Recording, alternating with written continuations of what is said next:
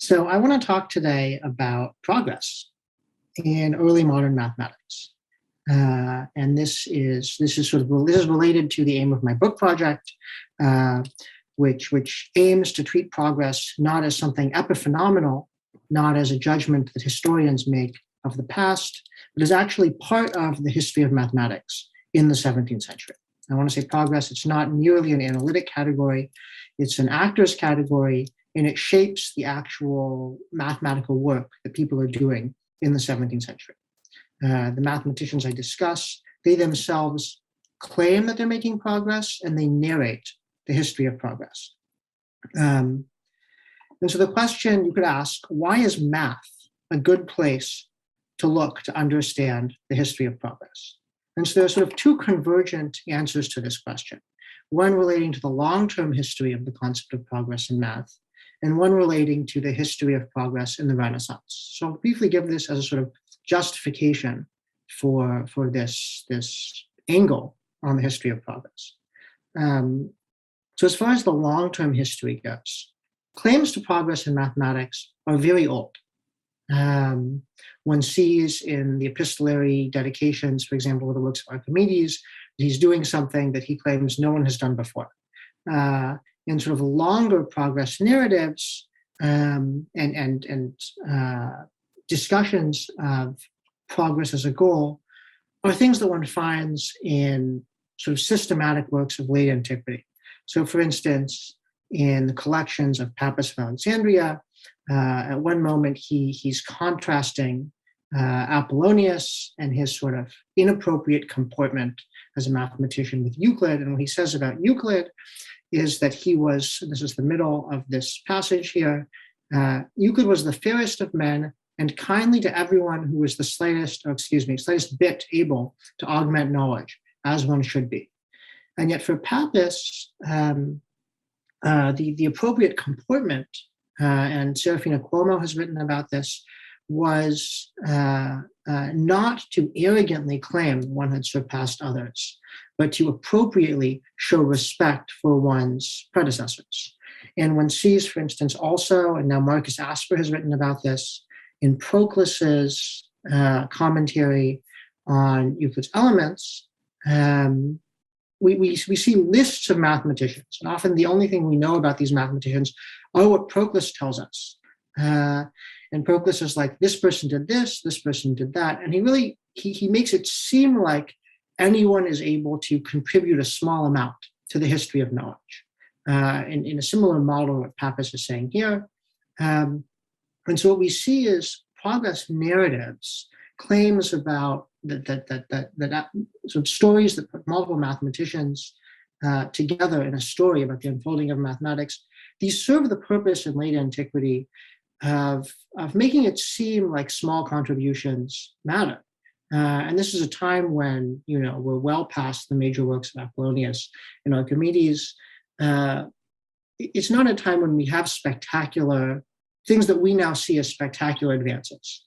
And so the progress narrative in this context, it doesn't really serve the creation of a community of mathematicians that then sets out to develop new mathematics in a active and energetic way. It's serving some other purpose.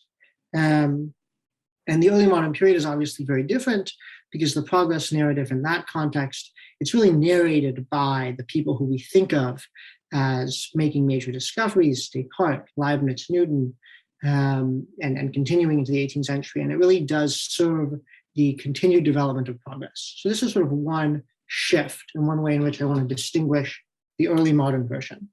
And now sort of moving now towards the Renaissance context, obviously mathematics is not the only place where people think about progress in the early modern period. And we have obviously this sort of very famous example of the Nova Reperta series of major findings, major novelties in the technological arts and the technical arts. And I think it's really in the manual arts that one sees so much excitement about novelty in the 16th century. But I think Bacon's treatment of this in the Novum Organum is very telling here. He points to printing gunpowder and the compass as major findings. But as he says, their origins, though recent, are dark and inglorious. And he laments the sort of haphazard character of progress in the manual arts. And as he says, and here I'm just quoting again from the Nova Morgana, if many useful things have been discovered, so I'm trying to move my image of myself. There you go. If many useful things have been discovered, as it were by chance or circumstance, when men were not looking for them or had their minds on other things, no one can doubt, but if they were looking for them and had that as their business and pursued it systematically by the right route and not fitfully and in a desultory fashion, many more things by far would necessarily have come to light. And so it's precisely this sort of systematization that we actually do see in 17th century mathematics. And it's what I want to talk about. And so as Vera Keller has noted, efforts to sort of regularize the discovery of particulars in the technical arts were often connected with the wish list as a literary genre. And there are similar literary genres that I'm going to talk about, which are sort of central to the advance of progress in early modern mathematics, notably the method, and in general, the idea of an analytic art as an art of finding, and as something that can really be elaborated in a text and conveyed to other people. And now I want to insist against, so this was my sort of justification of progress as a legitimate field of study in the early modern period against people who want to say that, in fact, it's merely the imposition of 20th century historians, which I think is false. But now sort of against the mathematicians or others who would want to say, well, obviously there's progress. I want to insist that progress remained a choice in early modern mathematics. And I'm just going to briefly illustrate this with a couple examples from the late 16th and early 17th centuries, who in a certain sense serve as the starting point of my book project. So most of the talk today, it really comes from the middle of this project, once what I see as the progress program is well underway. But the book really starts with the framing of the progress program in the sort of mid to late 16th century. And one of the key figures here is François Viet. And François Viet gets his hands on Diophantus's arithmetic and claims that this book, which broaches problems in squares and cubes using numbers, claims that this book was actually devised with a suppressed method, a method that actually used symbols. And so Viet, in his Isagoge, his introduction, he develops a largely symbolic method of let's say, a largely symbolic method of solving problems in geometry and arithmetic, which he develops out of a combination of 16th century algebra and Diophantus. And what is sort of striking in particular about his method is that he is able to treat coefficients as well as variables in an indefinite way, and he can ascend to sort of high powers. But he in particular makes this distinction where he says, well, what I'm dealing with are these species, these sort of types of magnitudes, rather than specific numbers. And yet he says Diophantus himself was also using species. Diophantus exercised zetetic more subtly than all the mathematicians in those books which have been assembled about arithmetic, but he exhibited it disposed rather in numbers and not in species, which nevertheless he used, so that his subtlety and skill should be more admired, since what appears most subtle and hidden in numerical logistic is totally familiar and immediately obvious in the specious one. And so here, Viet, in a certain sense, really is making an advance. He is developing a new kind of algebra, an algebra in species or logistic in species rather than in numbers, which can solve a much larger range of problems. And yet he's saying that the ancients had the same thing. And so this would be a choice, in a certain sense, for return, where progress, in a certain sense, is a recovery and a return. And so the opposite choice is made by Descartes in the geometry, where he says that he wants to show that all of the problems in ordinary geometry can be solved through the simple constructions for addition, subtraction, multiplication, division, and root extraction that he introduces, which I do not believe the ancients noticed, he said, since otherwise they would not have taken the trouble to write so many large books where the very order of their propositions lets us know that they did not at all have the true method for finding them all, but that they only collected those they encountered. And I think one thing that's just, I'll just note this in passing, and it will come up again.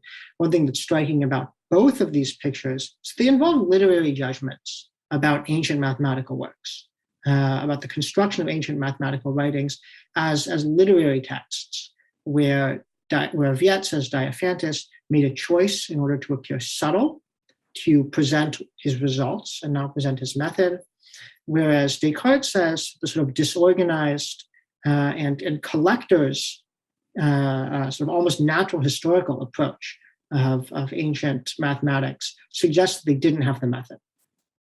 And it's worth stressing that the sort of the former option, the non-progressive option, remained available in the late 17th century, as we see in Newton's sort of impressive sort of reconstruction of the porisms, and in his critique of Descartes, where he says Descartes claimed that the ancients couldn't do such and such a thing, they couldn't construct the locus through 5 points, but actually they could, and they accomplished it by certain simple analogies, judging nothing to be worthy of reading which was written otherwise, and in this manner hiding the analysis. In order to show that this thing was not hidden from them, Newton says, I will strive to restore the discovery.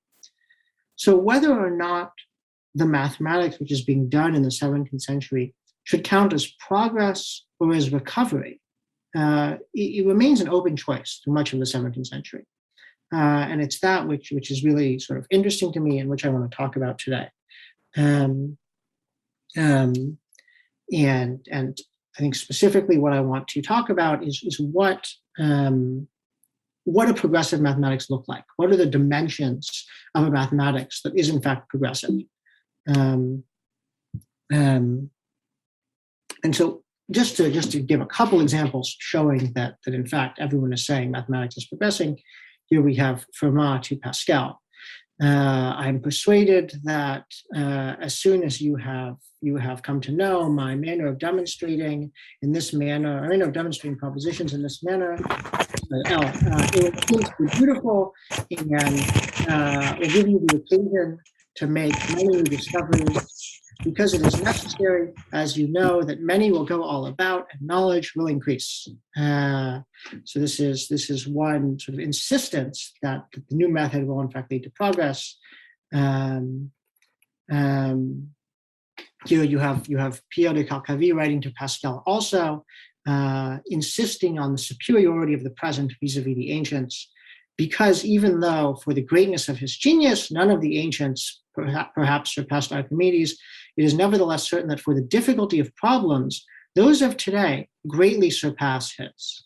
So there's a sense that the math that is being done in the 17th century really is superior.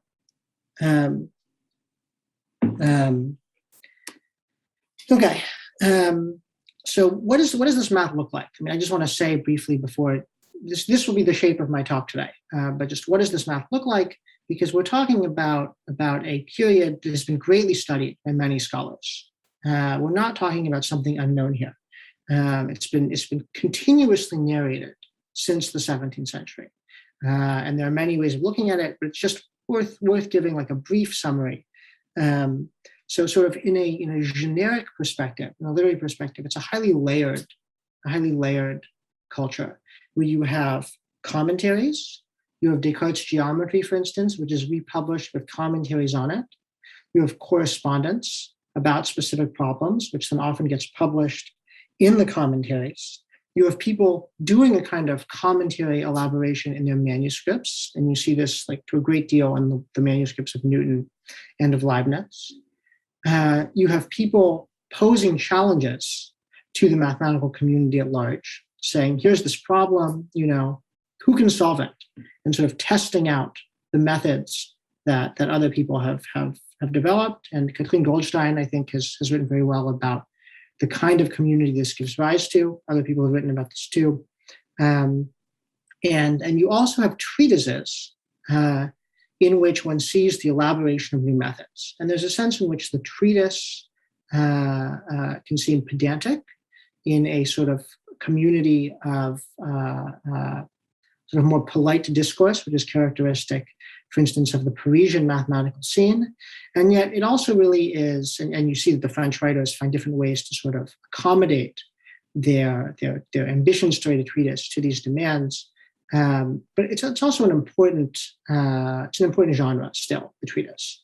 And so that's the sort of literary dimension. And the question is, what does the mathematics look like? So on the one hand, as I've said many times, you have an explicit articulation of methods for problem solving, often under the name of the analytic art. You have new problems which are posed, often drawing on other disciplines, on mechanics, on optics.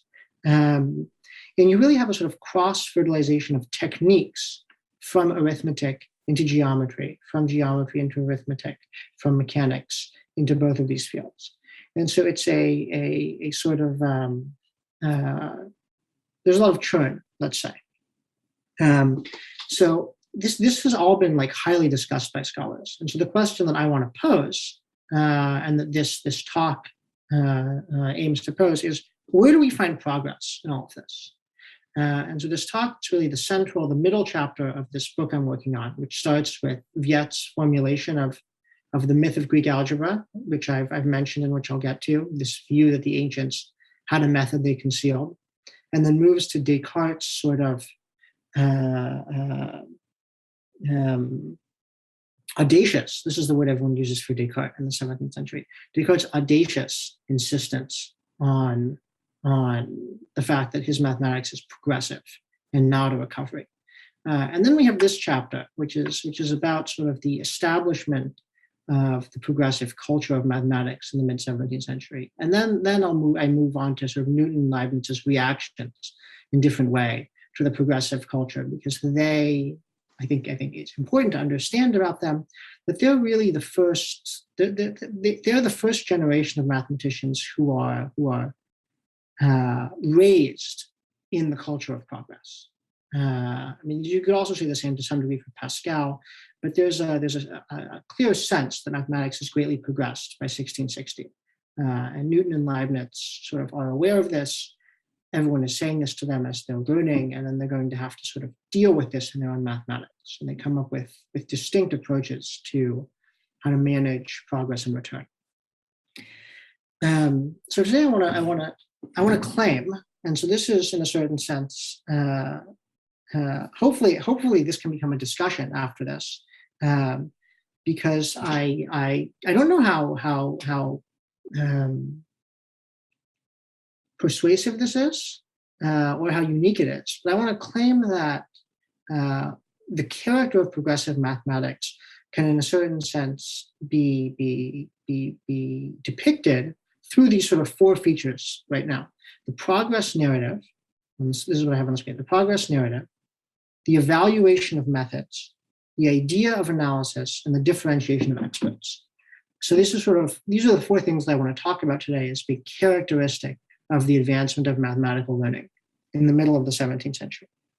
And so the progress narrative, what does that do? That establishes the stage of progress. It says where progress takes place. The evaluation of methods, that's what you need in order to figure out whether something counts as progress. You have to be able to compare methods to each other. The idea of analysis and its specific genres, the method or the analytic art, this is where progress takes place. Progress takes place through methodical elaboration, which allows for innovation and change in an important way, which can be tested via the evaluation of methods. And then the differentiation of experts, well, the question is, who's going to be evaluating the methods? And so here you have experts who distinguish themselves in a fairly conspicuous way from non-experts. and they do so in order to be the people who get to make judgments about which method counts as legitimate, which method counts as progressive. So we'll start today with the progress narrative and the stage of progress. And I want to start with Descartes' La Géométrie, 1637, which I quoted from earlier. This book really declares itself quite clearly to be an advance beyond the limits of ancient geometry. And here you have Descartes engaging quite closely with Pappus, talking about Apollonius, which is indeed the text that I quoted from earlier from Pappus's collections. And you can't see this, in fact, but Descartes omits the part of Pappus where Pappus praises Euclid for being very gentle and kind to everyone who could commit progress, and reprimands Apollonius, because Pappus gets mad at Apollonius for boasting about progress. For Descartes, boasting about progress is great. So he omits this part. And instead just includes the part where Pappus says, well, the ancients weren't able to solve such and such a problem in a systematic way. And he claims that he, in fact, was able to solve such and such a problem in a systematic way. And he elaborates this in correspondence to Mersenne. From the beginning, I resolve a question that by the testimony of Pappus was not found by any of the ancients, and one can say that it was not able to be found either by any of the moderns, since no one has written about it. So the content of Descartes' book is it's content chosen with reference to antiquity, which is really necessary for narrating progress. Because if you're doing something which is completely removed from anything in the past, it's not progressive. It doesn't go beyond the past. It's just different from the past, right? What you need for the progress narrative is you need to have a relationship to the past as well as a relationship to the future. And Descartes really does grasp this in his insistence that mathematical progress isn't going beyond the ancients in questions that already interested them. And I think that Descartes' engagement with ancient writings in his published works is much more conspicuous with ancient mathematical writings than non-mathematical writings. It's not that he doesn't engage with ancient works that are not mathematical, but you don't have these kinds of like long block quotes, from Aristotle, the way you get these long block quotes from Pappus. He has a different sentiment about ancient mathematical writings.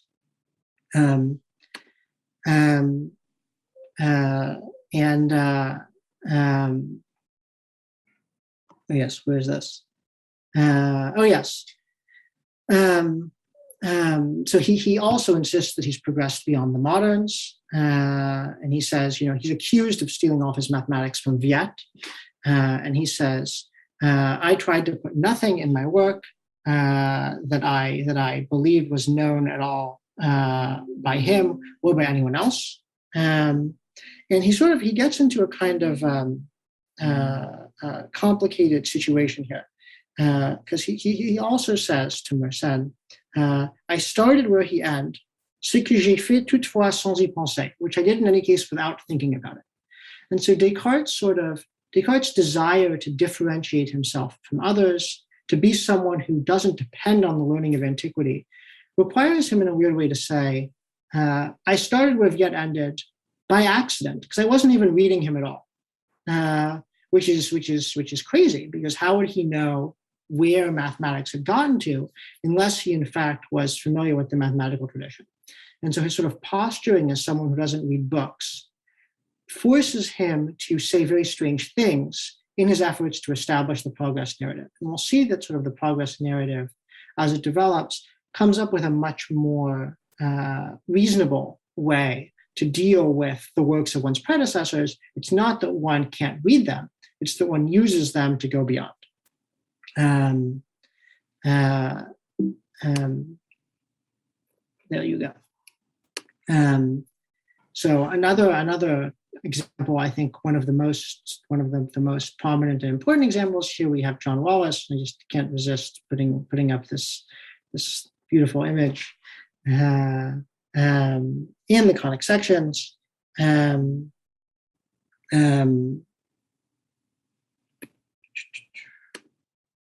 which begins where he distinguishes his work on mechanics from the work that Apollonius has done. And he starts off by saying, well, Apollonius, he advanced beyond Euclid. And he tells a little progress story about Apollonius. He's like, Euclid, he only ever cut the cone in a manner which was at right angles to the leg of the cone. But Apollonius admitted not only that position of the cutting plane, but any other. And further, he considered any section you like made from plane positioned in any which way of whichever cone you like, not merely the right cone used by Euclid, either right or scaling.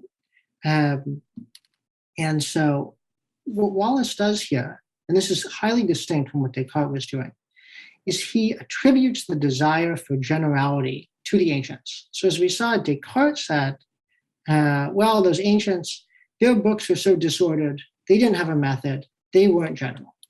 But I, Descartes, am a generalizer and I have a method and I can go about this in a general way. Wallace takes on board this sort of desire to approach things in a general way, and in particular, not a general, not merely methodical way, but to have a treatment of multiple problems at a single blow. You know, this is highly important for Wallace. It's one reason why he embraces algebra. But he says that the ancients had the same aim. And so he attributes the goal of mathematics that he has to antiquity. And this is a sort of further development in the progress narrative. Because the progress narrative, it's not a bunch of people over a period of time doing math with different aims. It's the collective realization over an extended period of time of a shared project.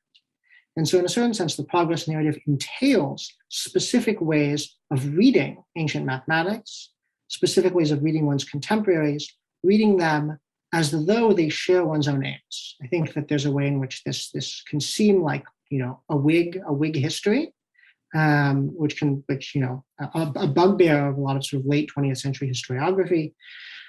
But I think that Whig history in this sense is actually very important for the way in which early modern mathematicians used ancient writings, going back to the way in which Viet used Diophantus.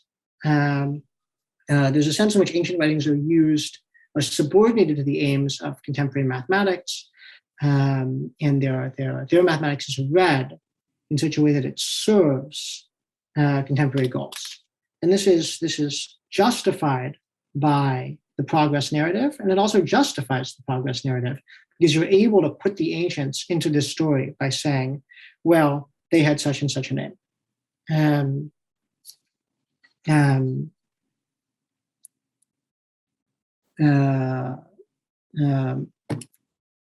Okay, yeah, let's skip that.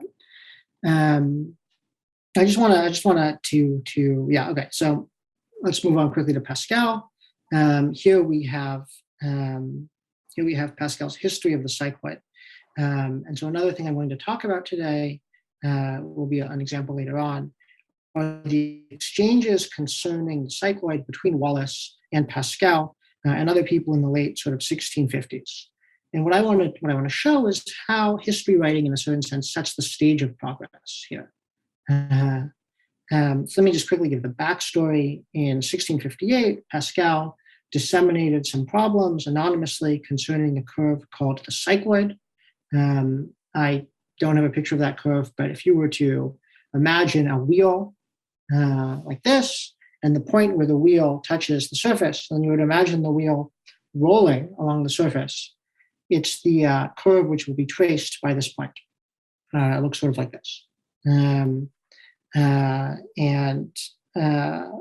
Wallace was one of two people who claimed to solve all of Pascal's questions about centers of gravity of certain sort of parts of the cycloid and of volumes which are generated by the rotation of those parts around certain axes. And Pascal denied the validity of Wallace's solutions, and this gave rise to the sort of standard unpleasantness that one would expect from these competitions.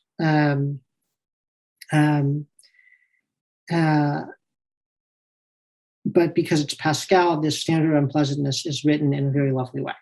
And one of those places where it's written in a lovely way is this text, sort of, reasonably called the history of the roulette, also called the cycloid, in which he relates that the curve had been discovered by Mersenne, and then its area had first been calculated by Gilles Persson de Roberval. And this caused great frustration for Wallace, because Wallace, in fact, correctly calculated the area of the curve of the cycloid, which is equivalent to 3 circles. And he felt like he deserved credit for having solved this problem, since he was fully unfamiliar with the cycloid up until the circulation of this curve.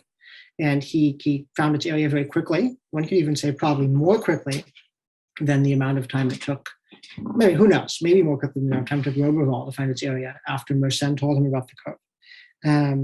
And so Wallace eventually writes a treatise on the cycloid. And in the dedicatory epistle to this treatise, which is to Christian Huygens, he says, if either I or also others find the same thing, proprio marte, we are to be judged no less to have found it on account of this than Roberval himself. For in the same open field of nature, nothing prohibits the same thing to be found by various people. For to have invented belongs indeed to sharpness, but to have invented first to fortune. So sort of the circular title of this talk mentioned common knowledge and private property, which is how I was thinking about this some months ago. And we really see here the way in which common knowledge and private property show up in a central way for establishing the stage of progress. Because what Wallace is insisting is that mathematical problems are a common property. They're the open field of nature. And that whoever solves them on their own, in a certain sense, deserves the credit for them. And this is, in a certain sense, a highly ahistorical way of thinking about property and of thinking about credit. And yet it does make a great deal of sense, because if we're interested in who deserves the glory of being a good mathematician, if you in fact solve a problem on your own, well, that is in fact, to a great degree, to your credit. Pascal really wants to insist on the historical dimension of assigning credit. The honor of first discovery, he says, is the principal thing one considers in such things. I guess I'll come to this in a second. And then let me just, I'll talk about this presently. Let me just briefly sort of stage a little bit more backstory. So the curve, and this is something that Pascal notices, was discovered by Mersenne in around 1615, and eventually Roberval solved it. He found its area. But he didn't publish his solution, although a solution of his was in part published by Mersenne as an appendix to one of Mersenne's works. And it was sort of quickly forgotten about. And eventually Torricelli found in Galileo's Nachlass the solution to this problem, or at least the posing of this problem, and published it on his own. And so there was already a sort of priority dispute over this problem between Torricelli and Roberval.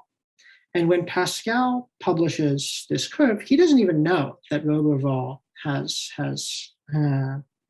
given the area of this curve, which is striking because Roberval, at sort of in the 1630s, was a close companion to Pascal's father in mathematical affairs. So you would think that Pascal would really be the person to know. But in fact, as he says, since Torricelli's book is public, and since his disavowal of credit is not, well, Monsieur de Roberval had so little care about his appearance that he never published anything about it. Many people were surprised about it, and I had been myself. And so one of the things that Pascal does in this Histoire is he insists on the importance of publishing for establishing the stage of progress. I think that there's a sense in which you might think that the 17th century scene is well beyond the problems of the Renaissance, where you can't get your hands on ancient writings because, they might not even exist anymore. You don't know what library they're in.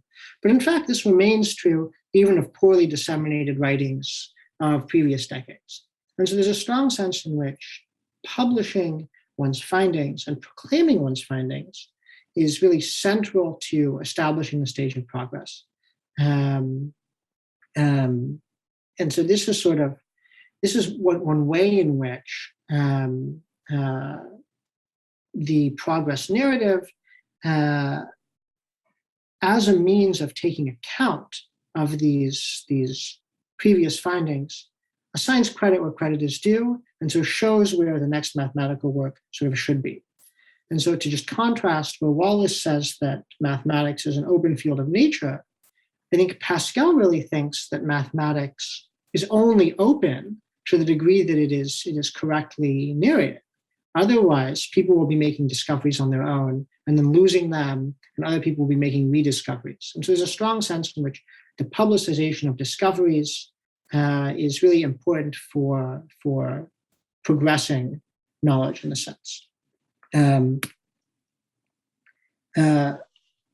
this is I can just say in passing that this kind of establishment of the stage remains a matter for dispute through the 17th century, and there's a lovely sort of piece by Jean Pfeiffer about dispute between Leibniz and Viviani in the 1690s, where you can see that this is still going on, the question of what the right stage is for mathematics. And journals in Leibniz's hand become the means of establishing sort of the world stage. And I'll return to Leibniz at some point. So I want us to move on to the evaluation of methods. Just checking on my time over here. I want to start by just quoting a little letter from Wallace to Leibniz, translated by Philip Bealey, just from part of it. So now what I would call continuous approximations, James Gregory calls convergent series and Newton calls infinite series, but they are the same thing. Similarly, what I would call center of percussion, Huygens calls center of oscillation, but they are the same thing. And Fermat's infinite hyperbolae are the same as my reciprocal series, and Galileo's cycloid, Mersenne trochoid, my cyclists, blah, blah, blah, are the same thing. And he goes on, saying X, Y, and Z are the same thing. This is 1697. At stake, Leibniz is insisting that both his and Newton's methods of handling infinities are different from and superior to Wallace's method. And Wallace is resisting this. And so what we see here is that the novelty of methods is in question. And in particular, people who make, like in this case, Wallace, people who make an earlier discovery will often say, well, what you're doing, it's not actually that different from what I was doing. And this was something that Descartes came up against, where, for instance, Jean de Beaugrand said, well, what you're doing, it's straight out of Viette, or when Gérard Desargues publishes his work, Beaugrand is also like, well, what you're doing, it's straight out of Apollonius. It's no different from Apollonius. So there's a strong sense in which one reaction to things claimed to be novel is they're no different. And so the question now is, how do we establish difference? So recall, as I said, that Wallace painted this picture of Apollonius as someone who sought generality. And in so doing, he offers a narrative of the history of math, where ancient and modern mathematics shared the same ideals. He also found a way of reading ancient mathematics that sort of supported this. So in his Metesis Universalis, he gives an account of why the ancients used geometric demonstrations. And he says, on account of this doctrine in some respects universal, they wanted to hand down a specimen in lines at least. And it was beneficial exactly for this, thence to transfer it as a thing having been formed into any other material admitting ratios. And one of the things you see in the Metesis Universalis, I don't have an image of this here, is he presents parallel demonstrations, a numerical demonstration, a geometrical demonstration, an algebraic demonstration, in order to demonstrate both sameness and difference, sort of on the page. So this is one way to illustrate that some methods are equivalent or not equivalent, but in some ways superior. But the dominant way of sort of evaluating methods is, as we just saw, the challenge problem. Someone circulates a problem and they say, hey, I have this new problem. I can solve it with my method. Can you also solve it with your method? And so there's a way in which the problem comes to stand in as the sort of neutral means for evaluating problems. And so the problem, this is a challenge, it's an old institution from the 16th century or earlier, but you see it in the 16th century, you see a fight over the solution of the cubic. And in this case, its aim in a certain sense is really for the establishment of individual glory. Obviously, it's something that people haven't solved before. The reason why one person is able to solve this and someone else isn't is because the means of solution is not well known. But the competition really serves one's individual, one's individual glory. And so what you see with the progress narrative is that, so to go back, is that individual glory gets inscribed into a narrating of all of history. And your glory comes from your position as someone who advances the boundaries of history. And so the challenge problem serves in a certain sense to repurpose individual glory towards the aims of progressing mathematics. Insofar as the challenge problem is used to see who has the newest method that can solve the most problems, it redirects the individual aim towards this sort of broader transhistorical end.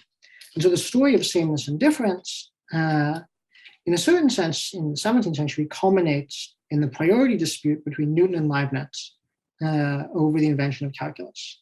I just want to say briefly, here's a dispute from the 1690s. I was just going to touch on this briefly from sort of a major historian of Newton's mathematics alive today, Niccolo Guicciardini, says that at the syntactical level, they could translate each other's results, but at the semantic level, they agreed on important foundational questions. Nevertheless, at the pragmatic level, they oriented their researches along different directions. And here he's following the work of someone named Skuli Sigurdsson. And the thing I want to point out about this is that whether things count as identical, it's not merely a historiographical question. It's a historical question which is part of the establishment of the progress narrative, as we saw in Wallace's letter to Leibniz. And this sort of historiographical account that we see here aims to account for the difference between methods, indeed, in terms of the unfolding that would happen after them, in terms of the kind of research that one would do with them. So there's a sense in which the sort of current view as to how we should understand the difference between these really does understand that difference in terms of the picture of progress to which the Newtonian versus the Leibnizian calculus would give rise, the kind of future work that these mathematics would suggest. So I want to move on to the idea of analysis and to analysis as a sort of a genre. And I'm going to talk about Wallace's arithmetic of infinities and briefly Pascal's cycloid writings. So Wallace and Pascal sort of continue to emerge as our key figures here. But before I do so, I want to briefly touch on what I called the myth of Greek algebra, which we saw in this quotation from Viet that I offered. So this myth was the view that ancient mathematicians had a method of analysis they used to find their writings, but that they suppressed this method and instead only published results. And different writers articulated this narrative in different ways. But in general, it became an occasion for mathematicians in the 17th century to write explicitly about their own methods.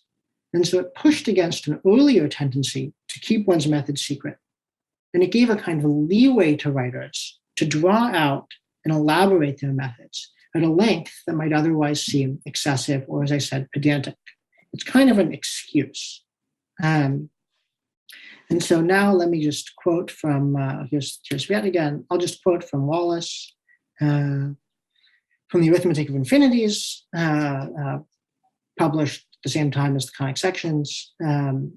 Perhaps it would have been more prudent if I were only writing to seek fame, to have presented some few particular propositions as something admirable or stupefying, with apagogic proofs, concealing the method by which they were reached. Quite often the ancients seem to have thought of doing this in order that others would marvel at them rather than understand. So this is the sort of same narrative that we saw in Viet. At least so that these others, being compelled, produce their assent to these utterances of the mathematicians rather than understand the genuine investigation of the problem. So the story of the myth of Greek algebra gives Wallace the basic alternative. We can either use demonstrations which produce assent and cause people to marvel, or we can teach understanding by drawing out the method at length. And this is a sort of literary alternative that structures a great deal of late 16th and much of 17th century publishing, where one does have particulars, like particular problems or challenges, which are spectacular and marvelous, even if a challenge doesn't compel assent quite yet, versus the sort of solution via the method, which is published, which then removes, or in a certain sense, it removes the stupefaction by bringing understanding. And there's a strong sense in which ancient writings really failed to elaborate the method. Wallace wants to elaborate the method. I preferred by philosophizing freely to open the very sources so that by this work, the reader might be able to begin to feel deeply both the demonstrations of the prepositions and the method by which I arrived at them. So Wallace is highly optimistic. The arithmetic of infinities, no one has done more work on this than Jacqueline Stadal. It's this amazing, it's a marvelous work. It itself is a marvel, spectacular work, where one really sees Wallace struggling to find the solution. So he truly seems to believe, I think, as or more strongly than anyone else in the 17th century, that showing how he actually got to his results will help other people understand those results. So for him, analysis, it's not merely a genre, but it's highly autobiographical in this incredible work. And so what you see in the work is you see him sort of constantly developing these tables that he works with and constantly turning them around and fleshing them out. These tables that sort of show you the ratios between different series drawn out, indefinitely or drawn out infinitely. And so here at some point he sets up a certain table, and it's after setting up this table that he surprises himself that he stumbled upon figurative numbers, a surprising discovery, which we have, we have under where it says, I've just gone back, under where it says quadrata, we have 1/3, 1/6, 1/10, 1/15, 3, 6, 10, 15. Those are the triangle numbers. So he discovers this, to his great surprise, and then he builds this table of the figurate numbers. One has to use this by taking 1 over the number in the box in order to understand the ratio between these series drawn out at length. And so his text, it's a very long text, almost 200 propositions, where he's constantly coming back to the table and doing something to the table in order to bring it or to put it to use in the solution that he's really aiming at, which is to find the ratio of the circle, or the quadrant of the circle to the square that circumscribes it. And so here he has this table, and then he says, well, why don't we try to interpolate some intermediate values? So you can see here that we now have room to interpolate intermediate values. That box, which you see sort of in the upper left corner, that's the ratio he's looking for, which will give him the series for the portion of the circle. Here we have on the side the values for the figurate numbers on the right side. And a figurate number, this is like a triangle number. Let me just say briefly, this is the easiest example. You have a point, that's 1. To make another triangle, you need 3 points, so that's 3. To increase the size of this triangle, you have to add 3 points on the bottom, so that's 6 total. To continually increase, you add 4. So you're constantly adding the next natural number. And there is a equation for this, which you see sort of at the side, L squared plus L over 2. It doesn't make sense to use this equation. It doesn't make sense, like, let's say, as a figurate number, to use this equation if L is not an integer, because what would a triangle be if it's only 1.5 lengths long? But he just does this anyway. And he does this because he thinks it's going to take him somewhere. He thinks it's going to help him get to that box and find the solution. But it's in a certain sense very open-ended and ungrounded. The reception of this text by Wallace's contemporaries it's highly skeptical in the sense that people say, well, these are fine methods of finding. We all have these, but why do you think you can publish these methods of finding? Really, you have to publish things in a more demonstrative way. This is Fermat's response. How do we know that what you're doing is true? And yet Wallace is highly committed to publishing the method of finding. And this is, I think, highly sort of innovative. And it becomes very important. Here we have a Newton manuscript for Newton and for Leibniz, who both draw on Wallace's tables and sort of emulate them in their creation of tables for the binomial expansion, or for means of expanding a series where the exponent is not a integer. And Pascal takes the same path in his sort of drawing out of the method. Here he's writing to Calcavy in his treatise on the cycloid. I'll just start from, this is, you will see not only the solution of the problems, but also the methods. Sorry, there you've got some autocorrect.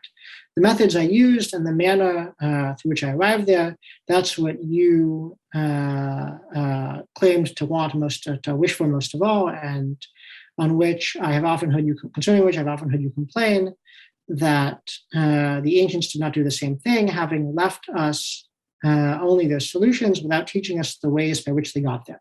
So the myth of Greek algebra for Pascal, as well as for Wallace, comes in as a means to justify his elaboration of methods, and in particular, his introduction of this very strange new method of demonstration, which you see here on the balance, using what he calls triangular sums. He eventually also uses pyramidal sums. What Pascal says about this, he says, I know very well that this manner of demonstrating is not common, but since it's short, elegant, quick, and sufficient for those who have the sense of the demonstration. I've really tried to figure out if this is a common use at the time of l'art de démonstration. There's a little bit of, there's some precedent in some older dictionaries. I prefer it to others. So there's a awareness in Pascal, as in Wallace, the method of demonstrating is out of the ordinary and is unusual, but merits being presented because the ancients suppressed their methods, and we don't want to be like that. So this is also sort of central to the sort of creation of the progress regime, is the sort of justification of the elaboration of methods and the publication of methods, which then later mathematicians can use in their own mathematical work. So the last thing that I want to sort of touch on today is the differentiation of experts. Now, the differentiation of experts, it has to do with the evaluation of new methods. Who has the right to evaluate? And so we find ourselves in the context of a kind of dispute, a different kind of dispute, not over priority, but over veracity. Now, sort of the classic case of a dispute over the veracity of methods has to do with the quadrature of the circle. The squaring of the circle. This is a long outstanding problem from antiquity that hadn't been solved, and many people want to solve it in a certain sense because it will redound to their glory, their individual glory. Look, no one has solved this problem for 3,000 years, but I've done it. And so now to return to the title of this talk, Common Knowledge and Private Property. The openness of the field with respect to the circle quadrature has to do with how long that problem has been unsolved. The thing about the circle quadrature is you don't have to be a mathematician to know that squaring the circle, you don't have to be a member of the sort of like cutting edge mathematical community to know that the squaring of the circle is a challenge. Which means that there are many people who tackle it who are not themselves abreast of what the mathematicians right now are doing, not necessarily abreast of older efforts. it's a problem that lots of people tackle, often introducing new methods. And so it's an occasion for the differentiation between those in the know and those who are not in the know. As, for instance, Thomas Hobbes learned to his unhappiness when he published his own circle quadrature. So it's precisely this sort of openness and fame of this problem that attracts so many people to it. It's also the openness of this problem that encouraged Wallace to be so innovative in his development of a new approach to this problem. And so another example beyond Hobbes of someone a telling example, someone who attempted to square the circle, is Skellinger. Joseph Skellinger, who tries to square the circle. And in the late 16th century, there was sort of a response to this as a number of practicing mathematicians all come out of the woodwork and sort of sharpen their teeth on explaining why Skellinger is wrong. This is like a game that many people want to play. Henry Saville, you're Adrian Van Rumen. And Van Rumen's concern here is that people who don't understand mathematics will think that Skellinger is right because he's so famous. Many, considering the authority of the man, which truly is as great as possible in humanistic things, do not fear to assert that it cannot happen that Skellinger strayed from his target. And so in a certain sense, the openness of the squaring of the circle problem and its attraction to non-mathematicians eventually means that people who aren't mathematicians can claim a mathematical mantle, and they'll be persuasive because the non-mathematical audience can't tell the difference. So this is sort of the decisive problem here, is that non-mathematicians can't tell who's a good mathematician. If you don't understand the math, you're going to have to rely on things other than the math in order to make your judgment about who's right. This is also the problem that Wallace sort of encounters with Hobbes. And so this is a problem that the progressive mathematics in a certain sense crucially has to solve. And the reason progressive mathematics crucially has to solve this is because what mathematics starts to look like in the mid-17th century is a calculation with infinities and with indefinitely small quantities. You have very, very large, indefinitely large numbers of indefinitely small magnitudes, or you have points which are indefinitely close to each other. You have a number of techniques which are dependent on infinities. And arguments are made which, let's say, might run afoul of Aristotelian logic, because sometimes you have to treat things as zero even though they're not, and sometimes you treat those same things not as though they're zero. And it's basically a knack eventually. I mean, there is a knowledge. There's maybe a scientia of infinitesimals, but it's also something that you really have to learn through practice, about knowing how to sort of deal with these very small things. And this really differentiates the progressive mathematics from mathematics which is demonstrative in the Euclidean sense. Mathematics which is demonstrative in the Euclidean sense is built on demonstrations which can compel everyone's assent, at least nominally. This is the idea. Anyone can follow any step of the way. No one thinks that this is true about the mathematics of infinitesimals, that anyone can follow any step of the way. And so there's a sense in which the progressive mathematics has been unanchored from one way in which the sort of universality and stability of mathematics was supported in the 16th and early 17th centuries. And so we saw that Pascal notes the strangeness of his method of demonstration.